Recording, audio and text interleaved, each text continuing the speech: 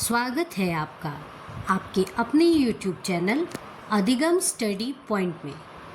आज के इस वीडियो में मैं क्लास 9th के साइंस सब्जेक्ट से सेकंड चैप्टर लेकर आई हूँ, जिस चैप्टर का नाम है cell the building blocks of life. इस वीडियो के पहले मैंने इस चैप्टर से रिलेटेड 2 वीडियोस और अपलोड किए हैं, जिसे आप मेरे YouTube चैनल पर जाकर देख सकते हैं। साथ ही साथ उन वीडियोस की मैं लिंक अपने डिस्क्रिप्शन बॉक्स में लगा दूंगी, जहां से आप उन वीडियोस को देख सकते हैं। तो आज हम आगे का टॉपिक कवर करेंगे, जिसमें हम आज शुरू करेंगे। आज का टॉपिक हमारा क्या रहेगा? आज का टॉपिक रहेगा हमारा the cell interior a coordinate working system, जिसमें हम सेल के अंदर जो भी चीज़ें होती हैं, जो भी ऑर्गेनल्स होते हैं, उनके बारे में पढ़ेंगे। तो चलिए शुरू करते हैं आज की क्लास और पढ़ते हैं हम आगे जो सेल के अंदर साइटोप्लाज्म में जो भी ऑर्गेनल्स होते हैं उनके बारे में। सबसे पहले हम यह जान लें कि जो सेल होता है उसके 3 बेसिक पार्ट्स होते हैं।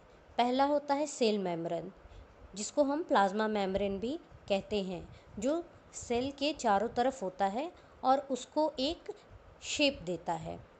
ये जो मेम्ब्रेन होता है वो सेलेक्टिवली परमेबल होता है। साथ ही साथ उस मेम्ब्रेन के अंदर एक semi fluid jelly like substance होता है, जिसको साइटोप्लाज्म कहते हैं। और उसी साइटोप्लाज्म में जितने भी ऑर्गेनल्स होते हैं वो मौजूद होते हैं। और सेल के सेंटर में एक न्यूक्लियस होता है।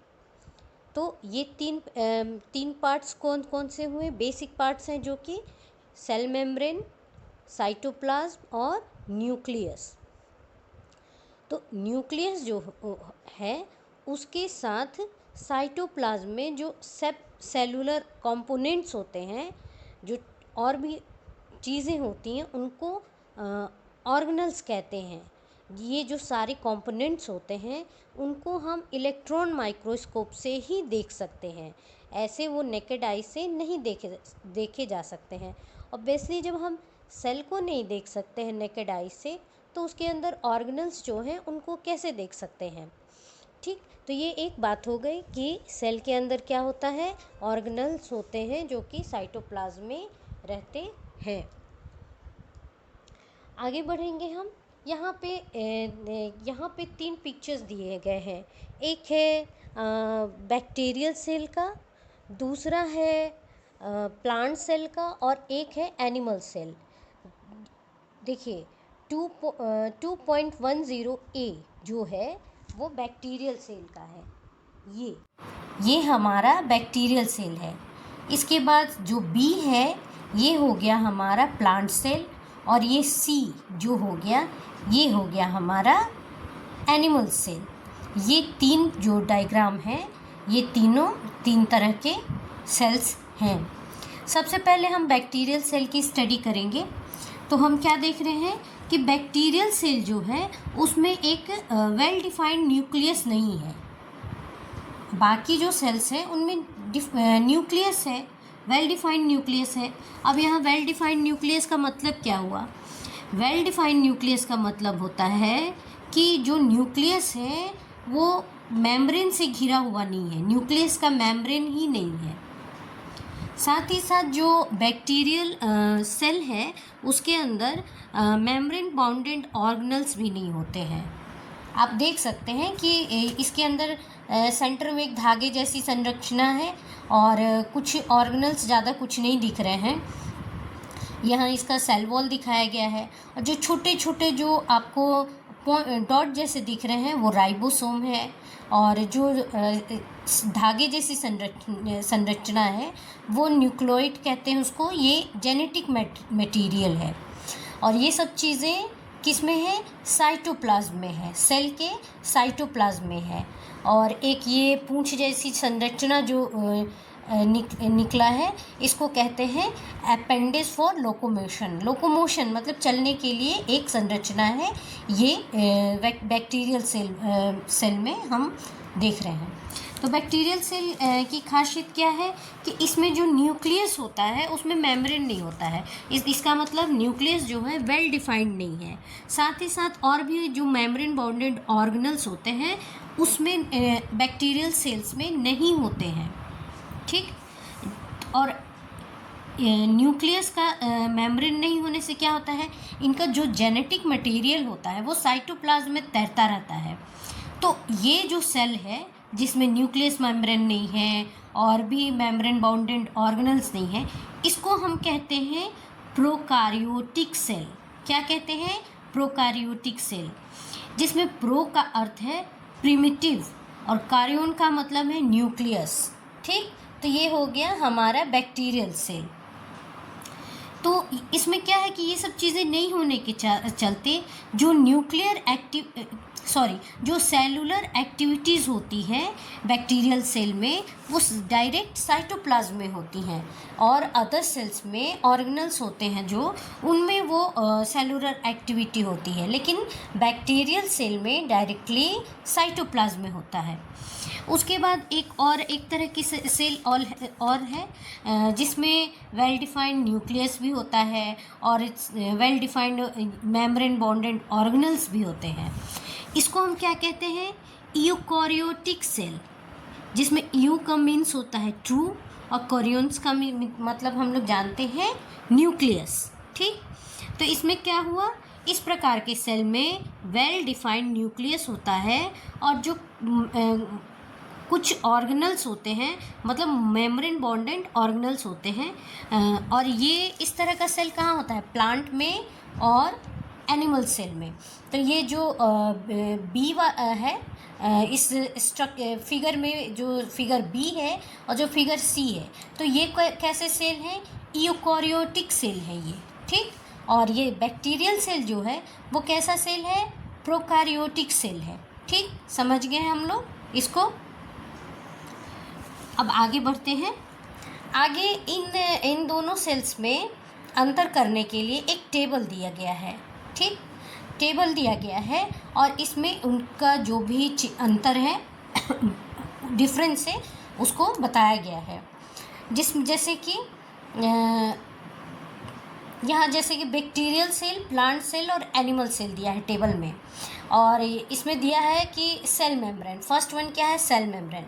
तो जो बैक्टीरियल सेल है उसमें सेल मेम्ब्रेन होता है, सेल मेम्ब्रेन होता है।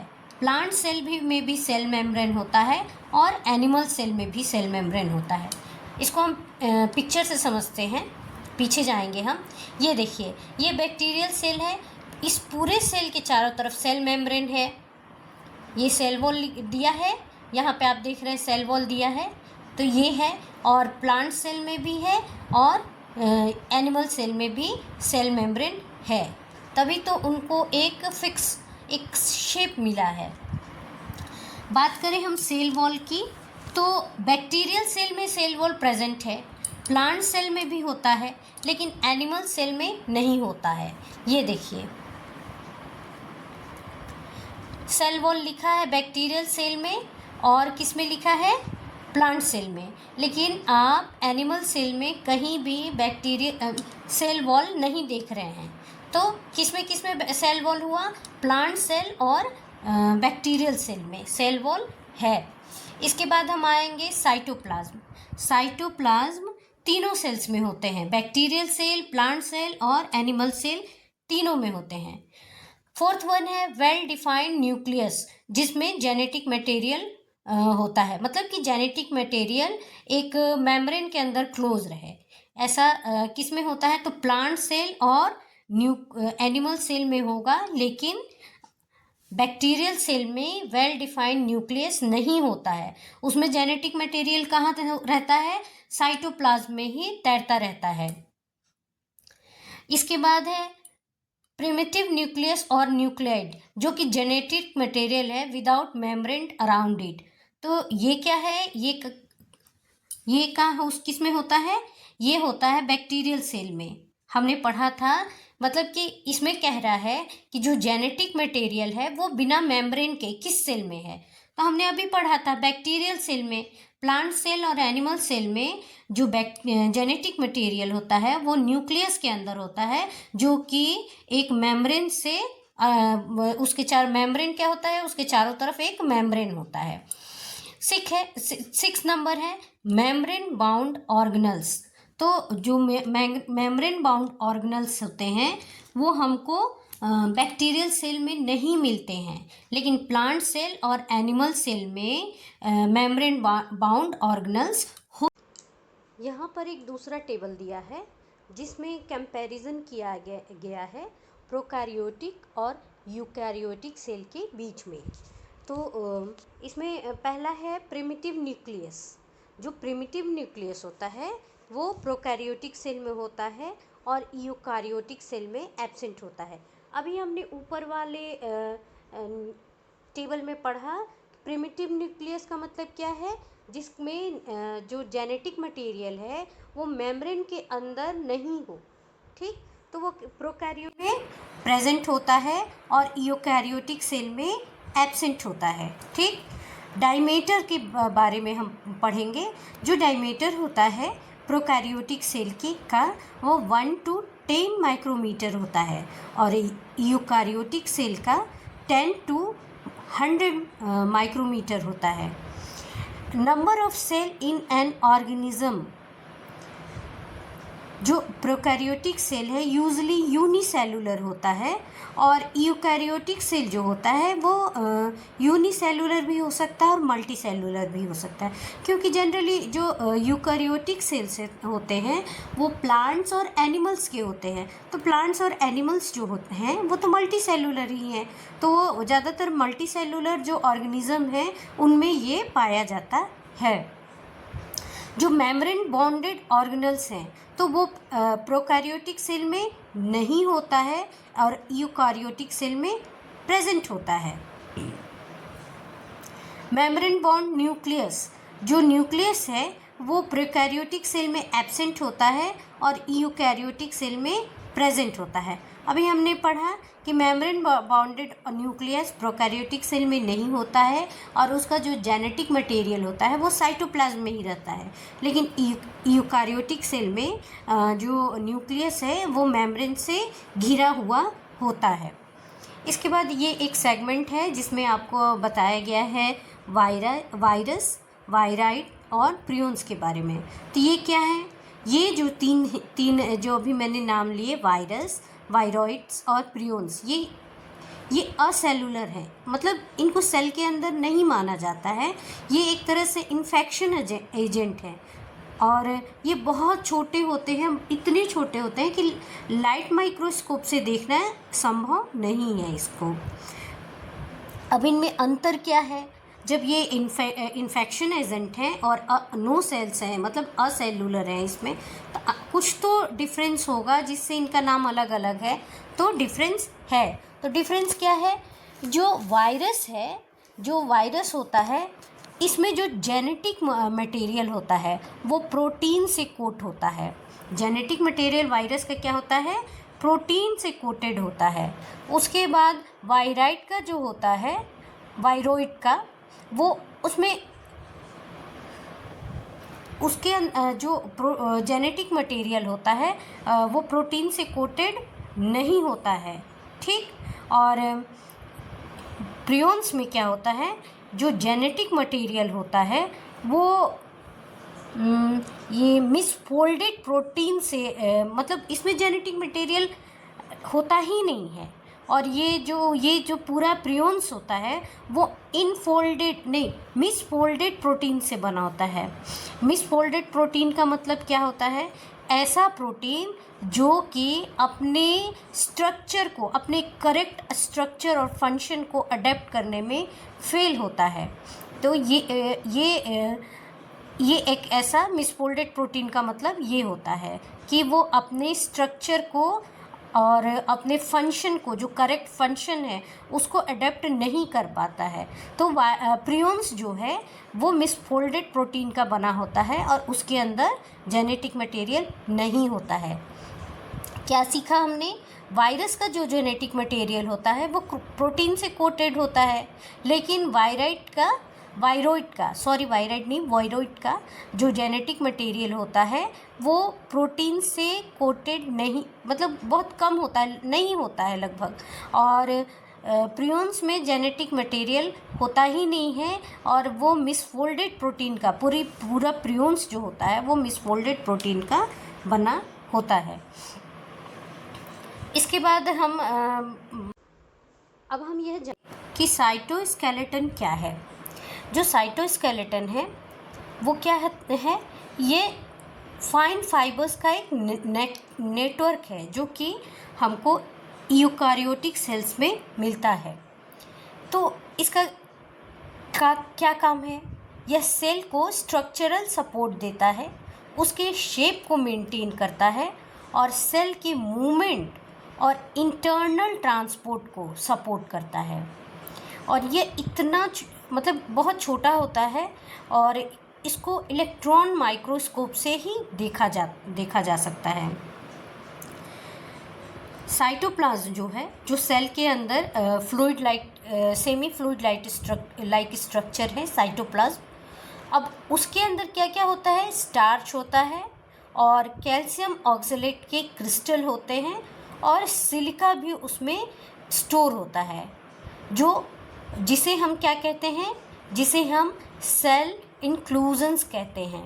क्या क्या होता है इसके अंदर, साइटोप्लाज्म के अंदर, इसके अंदर होता है starch, crystal of calcium oxalate और सिलिका, ये सब इसमें साइटोप्लाज्म के अंदर स्टोर रहते हैं। और साइटोस्केलेटन क्या है, ये एक फाइन फाइबर का नेटवर्क है जो सेल को स्ट्रक्चरल सपोर्ट देता है और उसके शेप को मेंटेन करता है और सेल मूवमेंट और उसके अंदर इंटरनल ट्रांसपोर्ट को सपोर्ट करता है। तो ये हो गया, ये चीज़ें हो गई। उसके बाद अब हमें ये जानना है कि यूकारियोटिक सेल्स जो होते हैं उनको ऑर्गेनल्स की ज़रूरत क्यों होती है, इतने सारे ऑर्गेनल्स उनके अंदर क्यों होते हैं। तो देखिए होता क्या है, जो यूकारियोटिक सेल्स होते हैं वो उनके अंदर बहुत सारे लाइफ प्रोसेस होते हैं, ठीक। तो जितने लाइफ प्रोसेस होते हैं उनके अंदर, तो उनको कैरी करने के लिए ऑर्गेनल्स की ज़रूरत होती है। हम ऐसा मान के चल सकते हैं कि जो सेल है, हमारा एक सेल है, वो एक इंडिपेंडेंट फैक्ट्री है, एक फैक्ट्री की तरह हम मान लें उसको, जो कि उसके अंदर बहुत सारे लाइफ फंक्शन चलते रहते हैं। और वो लाइफ फंक्शन क्या है, जैसे कि कुछ नया मटेरियल बनाना, वेस्ट को रिमूव करना सेल से, और सेल्स को एनर्जी प्रोवाइड करना। तो ये सब जो वर्क है और जो फंक्शन है वो एक साथ सेल में ये सब चलते रहते हैं, ठीक। और इसीलिए इन सब फंक्शन को करने के लिए सेल को, यूकारियोटिक सेल को ऑर्गेनल्स की ज़रूरत होती है। तो सबसे पहला जो ऑर्गेनल्स है न्यूक्लियस, इसके बारे में हम पढ़ेंगे। न्यूक्लियस जो है वो सेल के सेंटर में होता है, इसको हम बोलते हैं हाउस ऑफ कोडेड इंस्ट्रक्शन। क्या बोलते हैं, हाउस ऑफ कोडेड इंस्ट्रक्शंस। तो न्यूक्लियस में क्या होता है, न्यूक्लियस जो है वो डबल लेयर्ड कवरिंग होता है इसमें, जिसको हम क्या कहते हैं, न्यूक्लियर मेम्ब्रेन कहते हैं। न्यूक्लियस होता कहाँ है, देखिए ये पिक्चर में देखिए, न्यूक्लियस जो है सेल के बिल्कुल सेंटर में होता है ये। और न्यूक्लियस का ये स्ट्रक्चर है, ये चारों तरफ देखिए डबल लेयर्ड न्यूक्लियर मेम्ब्रेन है, और बीच में न्यूक्लियस के बीच में न्यूक्लियोलस है और एक न्यूक्लियर पोर आप देख रहे हैं। इसके अंदर धागे जैसी थ्रेड लाइक स्ट्रक्चर है जिसको हम कहते हैं क्रोमेटिन। क्या कहते हैं इसको, क्रोमेटिन। ये जो राउंड वाला हिस्सा है ये ही न्यूक्लियस है, ये इसके नीचे जो जुड़ा हुआ है ये स्ट्रक्चर वो न्यूक्लियस नहीं है, सिर्फ ये राउंड वाला हिस्सा जो है वो न्यूक्लियस है। जो नीचे जुड़ा हुआ स्ट्रक्चर है उसके बारे में हम अभी बाद में पढ़ेंगे। तो न्यूक्लियस क्या है, हमने जाना डबल लेयर्ड मेम्ब्रेन से ये घिरा रहता है। इसके अंदर इसके मतलब इस न्यूक्लियस में, उसके न्यूक्लियर मेम्ब्रेन में पोर्स होते हैं जो क्या अलाउ करते हैं, मटेरियल्स का ट्रांसफ़र न्यूक्लियस और साइटोप्लाज्म के बीच में। ये न्यूक्लियस जो है अब इसके अंदर हमने अभी देखा न्यूक्लियोलस है, ये है न्यूक्लियोलस। तो ये न्यूक्लियोलस क्या है, ये जो है एक डेंस राउंडेड बॉडी है न्यूक्लियस में, जहाँ पे क्या होता है, राइबोसोम का सिंथेसाइज होता है। इसके सब यूनिट्स वहाँ पे बनते, छोटे छोटे राइबोसोनल सब यूनिट्स वहाँ पे सिंथेसाइज होते हैं।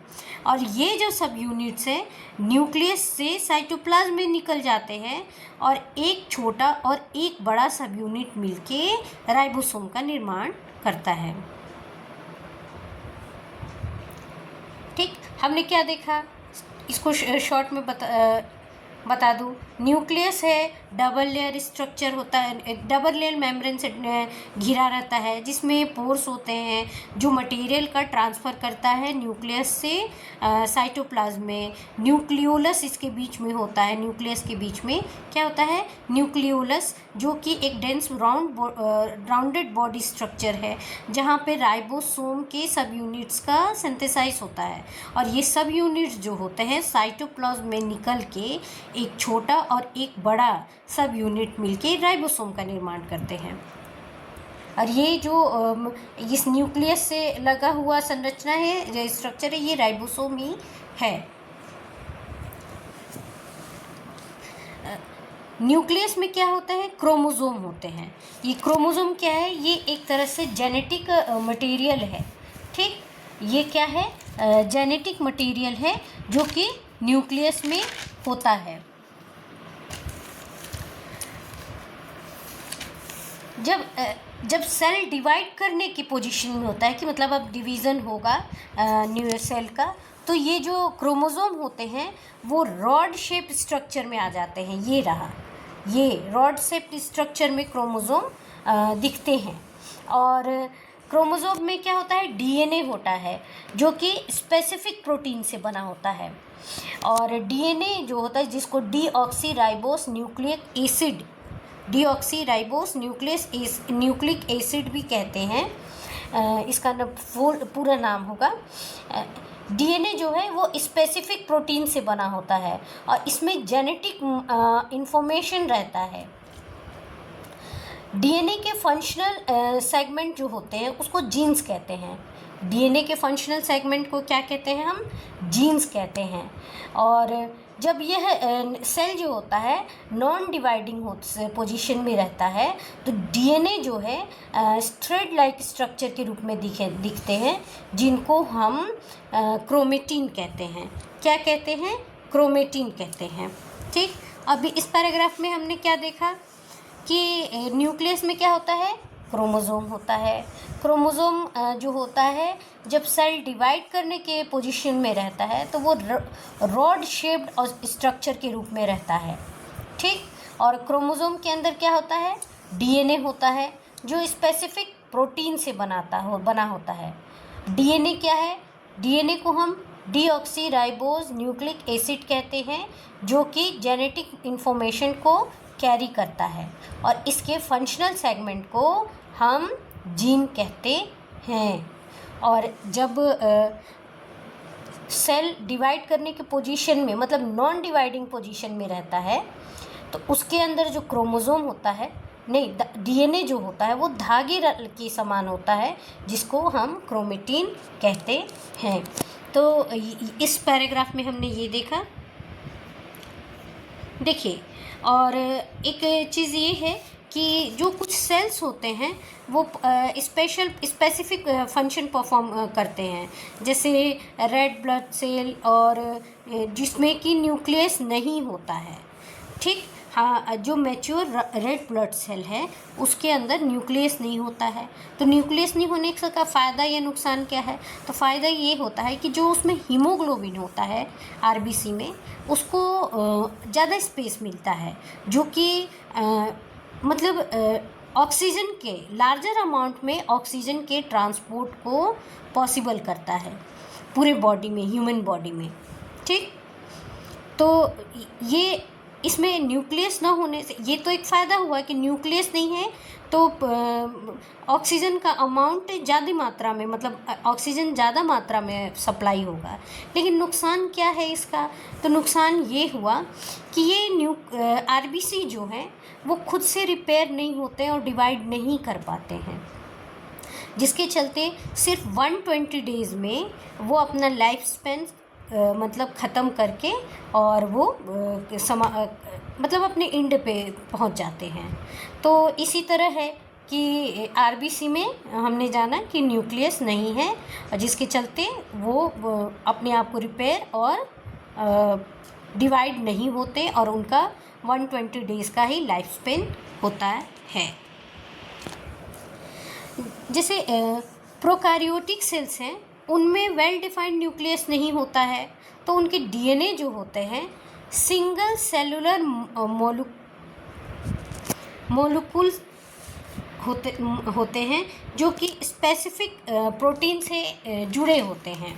ठीक, और इनको क्या कहते हैं? हम न्यूक्लियोइड कहते हैं। न्यूक्लियोइड क्या है? न्यूक्लियोइड जो है वो प्रोकैरियोटिक सेल में पाया जाता है, जो कि डीएनए है उसका जो सिंगल सेलुलर मॉलिक्यूल में होता है, जो ऐसे स्पेसिफिक प्रोटीन से जुड़ा हुआ रहता है। ठीक, अब हम राइबोसोम्स के बारे में पढ़ेंगे। राइबोसोम्स ये क्या होते हैं? इनको कहते हैं द प्रोटीन फैक्ट्रीज। ये जो होते हैं ना, ये बहुत छोटे स्ट्रक्चर्स होते हैं और या तो ये साइटोप्लाज्म में फ्रीली प्रेजेंट होते हैं या फिर ये इंडोप्लाज्मिक रेटिकुलम से जुड़े रहते हैं। ये प्रोटीन सिंथेसाइज के साइट होते हैं। ये इस पिक्चर में आप देख रहे हैं, ये छोटे छोटे जो है ना, यही है राइबोसोम। और ये न्यूक्लियस के नीचे ये जो स्ट्रक्चर है, ये पूरा स्ट्रक्चर कहलाता है इंडोप्लाज्मिक रेटिकुलम। और इसमें जो डॉट जैसे स्ट्रक्चर है, इनको हम राइबोसोम कहते हैं। राइबोसोम जो कि प्रोटीन सिंथेसाइज के साइट होते हैं। इसके बाद हम इंडोप्लाज्मिक रेटिकुलम के बारे में पढ़ेंगे। इंडोप्लाज्मिक रेटिकुलम जो है वो दो तरह का होता है, एक होता है स्मूथ और एक होता है रफ़। तो हम इसको पहले समझ लें, इंडोप्लाज्मिक रेटिकुलम है क्या। ये जो है एक लार्ज ऑर्गेनल है जो एक नेटवर्क की तरह साइटोप्लाज्म में फैला रहता है, और यह न्यूक्लियर का जो मेम्ब्रेन है, उसके जो न्यूक्लियर का आउटर मेम्ब्रेन है उससे जुड़ा रहता है। और ये जो इंडोप्लाज्मिक रेटिकुलम है, कुछ स्पेशल सेल में प्रोटीन, फैट और हार्मोन का सिंथेसाइज करता है और उसके ट्रांसपोर्ट में ये एक महत्वपूर्ण रोल प्ले करता है। क्या क्या करता है ये प्रोटीन, फैट और हार्मोन के सिंथेसाइज और ट्रांसपोर्ट में एक इम्पॉर्टेंट रोल प्ले करता है। तो अब ये कितने तरह के होते हैं? ये दो तरह के होते हैं। कौन कौन? एक रफ इंडोप्लाज्मिक रेटिकुलम और एक स्मूथ इंडोप्लाज्मिक रेटिकुलम। तो रफ इंडोप्लाज्मिक रेटिकुलम को रफ क्यों कहा गया? क्योंकि ये जब इसको इलेक्ट्रॉन माइक्रोस्कोप के अंदर देखेंगे हम, तो इसके सरफेस में छोटे छोटे जो पार्टिकल्स अटैच होते हैं, वो राइबोसोम्स अटैच रहते हैं।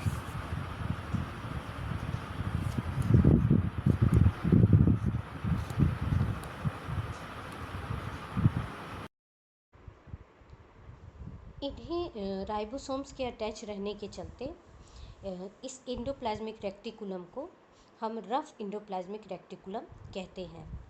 अब इस रफ इंडोप्लाज्मिक रेटिकुलम का क्या काम है? यह जो है प्रोटीन सिंथेसाइज और प्रोटीन के सेक्रेशन में मदद करता है। रफ इंडोप्लाज्मिक रेटिकुलम क्या करता है? प्रोटीन सिंथेसाइज और प्रोटीन के सेक्रेशन में मदद करता है। जैसे यहाँ एग्जाम्पल के में दिया है कि कुछ ग्लैंड सेल्स हैं, और जैसे ग्लैंड सेल्स में यह पैनक्रियाटिक सेल्स का एग्जाम्पल दिया हुआ है यहाँ पर। इसके बाद हम इंडोप्लाज्मिक रेक्टिकुलम के बारे में जानेंगे। तो स्मूथ इंडोप्लाज्मिक रेक्टिकुलम जो होता है, इसके सरफेस पे कोई राइबोसोम नहीं होता है, अतः यह क्या दिखाई देता है, स्मूथ दिखाई देता है, इसलिए इसको हम स्मूथ इंडोप्लाज्मिक रेक्टिकुलम कहते हैं। इसका काम क्या है, यह स्मूथ इंडोप्लाज्मिक रेक्टिकुलम जो है, यह फैट तथा हार्मोन के सिंथेसाइज तथा स्टोर में ये इन्वॉल्व होता है। ये क्या करता है, ये सिंथेसाइज करता है और स्टोर भी करता है। किन चीज़ों को, फैट और हार्मोन्स को। ठीक, तो ये हमने जाना आज। हमने न्यूक्लियस के बारे में जाना, फिर राइबोसोम्स के बारे में जाना, और इंडोप्लाज्मिक रेक्टिकुलम के बारे में हमने जाना। और साथ ही साथ हमने इस वीडियो में यूकारियोटिक और प्रोकैरियोटिक सेल्स के बारे में जाना। आज आगे की वीडियो में गोल्जी ऑपरेटस, लाइसोसोम, माइटोकॉन्ड्रिया, ऐसे ही और भी ऑर्गेनल्स हैं, उनके बारे में पढ़ेंगे हम लोग। और आज के लिए इतना ही, ने मिलते हैं नेक्स्ट वीडियो में, और इस आगे के चैप्टर के आगे के कंटेंट को हम कवर करेंगे जिस वीडियो में। तब तक के लिए धन्यवाद।